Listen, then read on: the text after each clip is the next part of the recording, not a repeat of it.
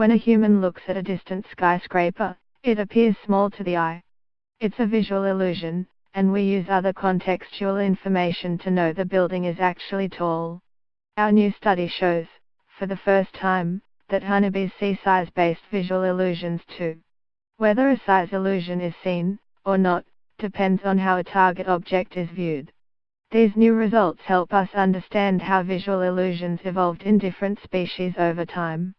Read more: 3 visual illusions that reveal the hidden workings of the brain. How humans experience illusions.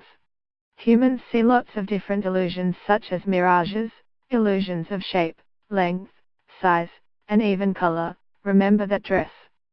Visual illusions are errors in your own perception which can allow you to process the very complex visual information you see more easily.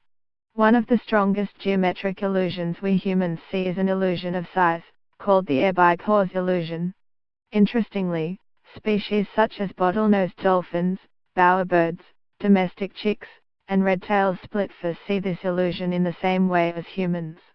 However, animals such as pigeons, domestic dogs, and bantams see the opposite illusion to what we see, and baboons do not see an illusion at all.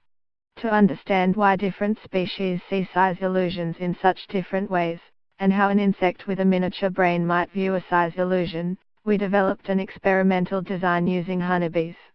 Read more: want a better camera? Copy bees and their extra light-sensing eyes.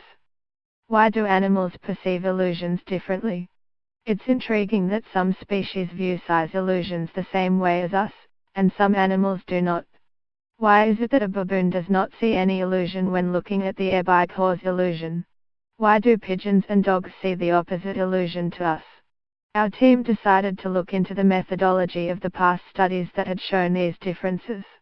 When baboons, pigeons, dogs, and bantams were tested, they were looking at the illusion from either a set distance or from a forced close-range distance. For example, dogs had to touch the correct option with their noses, and birds had to peck the correct option, meaning these species were viewing the illusion at a very close distance. Baboons, on the other hand, were viewing the illusion at a set distance, unable to move closer than a certain distance from a screen that presented the illusionary pictures. With this knowledge, we decided to test honeybees using 2 study conditions. How does a bee view size illusions? To determine if bees could perceive size illusions, we first had to find a way to ask them. We trained one group of bees to always choose the larger black square on a square white background and another group of bees to always choose the smaller black square on a square white background. When bees had learned to either choose larger or smaller sized black square targets, we manipulated the size of the background, thus trying to induce the perception of a visual illusion, similar to the Delboeuf illusion.